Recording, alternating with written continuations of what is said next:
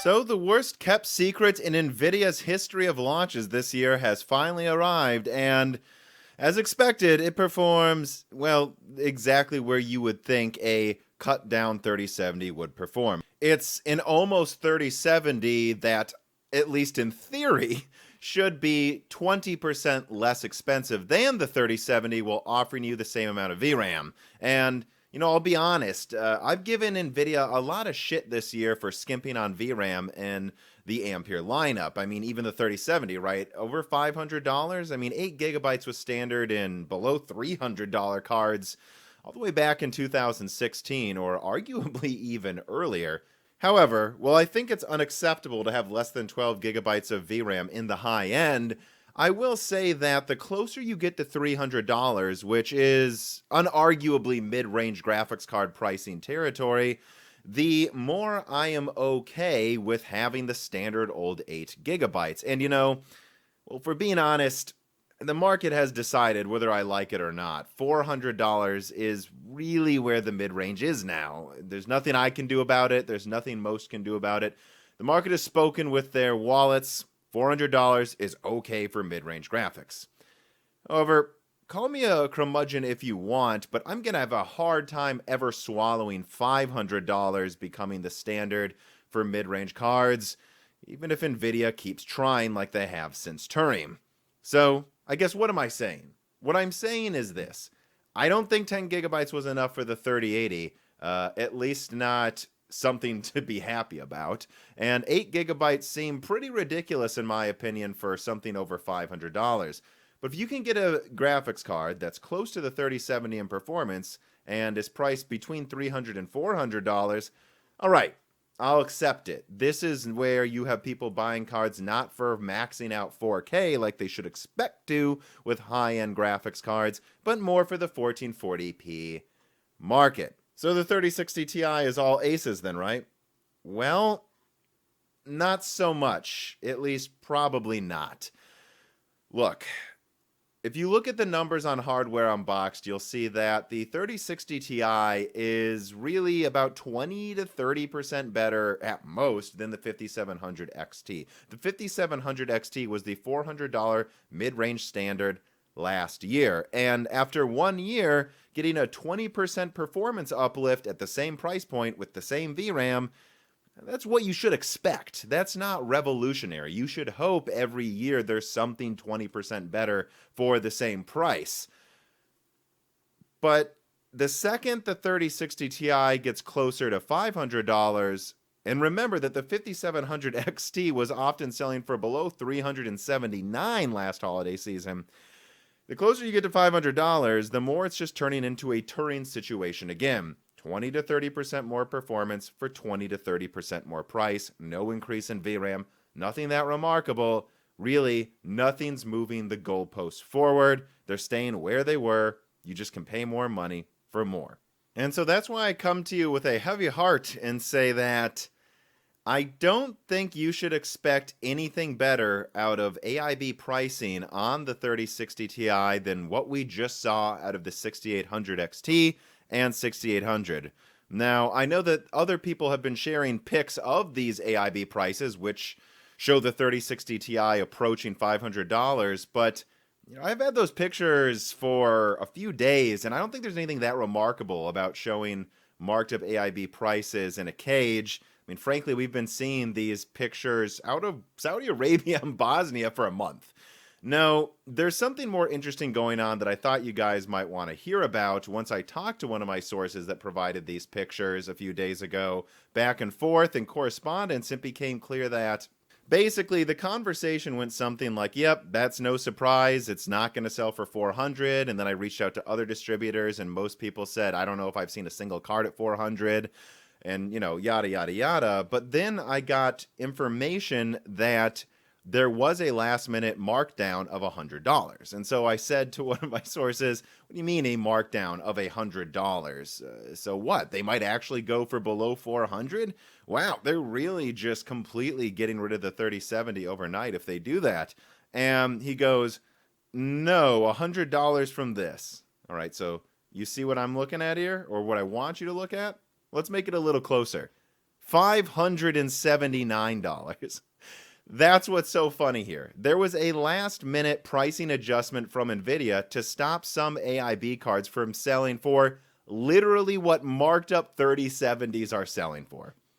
And so even after that markdown to, I don't know, right, between 450 and 480, I mean, look, guys, an $800 6800 XT is 23% more than the 650 MSRP. A $500 3060 Ti is a 25% markup over the $400 MSRP of the 3060 Ti. So this is really just literally the exact same situation as the 6800 XT and the 6800. And unfortunately, this is after Nvidia at the last minute told AIBs not to charge that much, like a almost 50% markup on some models. Yeah, talking to my sources, they are not happy with the random pricing shenanigans that Nvidia keeps pulling. They're very pissed about it. They wanted me to quote them. But I don't think it's worth dwelling on the marked up pricing in and of itself. I think a lot of people are just screaming right now when explanations might be more productive.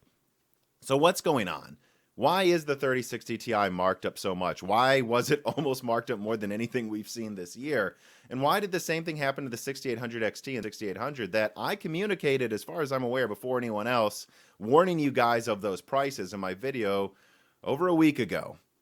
Well, it comes down to logistics. Basically, and I've talked to people about this in my Discord already, at the last minute, there has been this rush to ship cards to the market and get there on store shelves before Christmas. AMD manufactured their cards months after Nvidia. Nvidia's marked up AIB prices were not during the holiday season. That was artificial. What's going on right now is that if you ship a thing by boat, right, it takes about 6+ weeks. So if the non-reference models, which were the first ones to be manufactured by AMD, were made in like early October, they were able to get them to store shelves and distribution centers right around launch time in November, right? And boat shipping is cheap. But if you're the AIB models manufactured later, boat shipping would make your cards not show up until Christmas. And if you want to pay for flights, it's not so easy this year. Again, this is a pandemic year. Most years see passenger flights like American Airlines and so on and so forth, Delta, they'll have their standard flights, for example, between Chicago and New York. And if there's extra room in the whole of the airplane, which there often is, they will then fill them up with Amazon orders or whatever packages. And so it's cheap air shipping across the country here and there. But with flights being down by 50% this year or more in some areas, these companies need to pay expensive custom chartered flights to get their products to market. And AIBs are definitely not the only ones doing this. Apple, Sony, Microsoft. Microsoft and Sony don't care if they lose money on these consoles too. They just want to get these consoles to their customers before Christmas, so when they boot it up on December 25th, people are paying money for the software on their store. That's how they make money. They don't care if they lose money on the consoles. And Apple, of course, is a $2 trillion company who has far more money than anyone else we're mentioning, and they are specifically being referenced by source after source as buying up all of the chartered flights or being willing to buy up most of them and making it hard to get these cards to market. Apple has a lot more money than Power Color. So if you look at the cards that have launched this year from Radeon, which all of them launched November or later, last 2 months of the year, or the later launching Ampere cards like the 3060 Ti, AIBs are having to pay exorbitant shipping costs to get these to you before Christmas, or at least so far they have had to. And at least according to the AIBs I've talked to, they are just saying they're passing on the cost to the customers, and frankly, they don't see why they shouldn't be allowed to with some of the Radeon offerings when their models can hit 2.6 gigahertz, when their non-reference versions of Big Navi just flat out beat an overclocked 3080. They don't get why they would charge less. So on the one hand, I guess what I'm saying is a few things.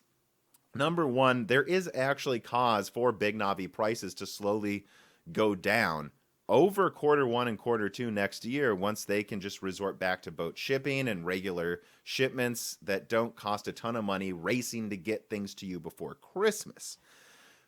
But at the same time, they also say they don't see it as a problem, right? Like, why can't we charge more? It's competitive with Nvidia, and Nvidia's shafted us with 3080 stock this year, selling them directly to miners. We need to make our money somewhere, and this card's competitive. So, well, there's reason for Big Navi to lose price in the AIB models over the next few months. I wouldn't bet on it unless something happens with Nvidia's lineup. And, well, I guess let's talk about that too, Nvidia's lineup. When I look at the 3060 Ti, if that actually starts approaching $400, to me that would signal that Nvidia is legitimately planning to just almost end of life the 3080 and replace it with a $600 3070 Ti, and the same thing with the 3070 with the $400 3060 Ti. I wouldn't say it's 100% that's going to happen just yet, but when you look at how they keep providing plenty of 3090s in stock, just like I said they would in multiple videos. And then also I'm hearing 3060 Ti's have way more stock in some locations than the 3070 did at launch, and 3070s are all of a sudden starting to dry up a little bit. I'm forced to conclude that Nvidia doesn't want to admit defeat, doesn't want to admit that the 3080 and the 3070 just weren't aggressive enough, but that they're just going to launch effectively the same thing at a lower price and pretend that the only reason those cards can't be found is they just keep selling out. And so I guess the final thing to say is this. Are you going to be able to get a card before Christmas? Well, I guess I'm just forced to go back to what I said a week ago. They're not going to supply remotely enough to satisfy demand, which is what I've said for months, that these cards, all cards this fall, will be hard to get. Look online mostly. Brick and mortar stores are somewhat being shafted. I mean, Sony said this themselves, for example. But just know it's not going to be easy. Which, yeah, a week ago, that is actually what I said. That everything's going to be hard to get, and that there's, well, spotty deliveries in parts of the world due to what's going on with COVID. I know some people attacked me for saying the opposite. I'm not sure why. Maybe that was just the Mandela effect, a mass hallucination of me saying the opposite of what I actually said. Nevertheless, the fact is this. Right before Christmas sounds like when a lot of these AIB models for Navi 21 are actually going to show up. And Nvidia should be supplying 3060 Ti's in higher numbers than anything else this year. Having said that, listen to me here. It is not going to be easy to get these cards, and the stock levels for the 3060 Ti are radically inconsistent against distributors all over the world. Some people saying they got a decent amount of 6800 XTs are saying they're not getting any 3060 Ti's. And then other people are saying that they're getting 7 times the 3060 Ti's they got 3070s.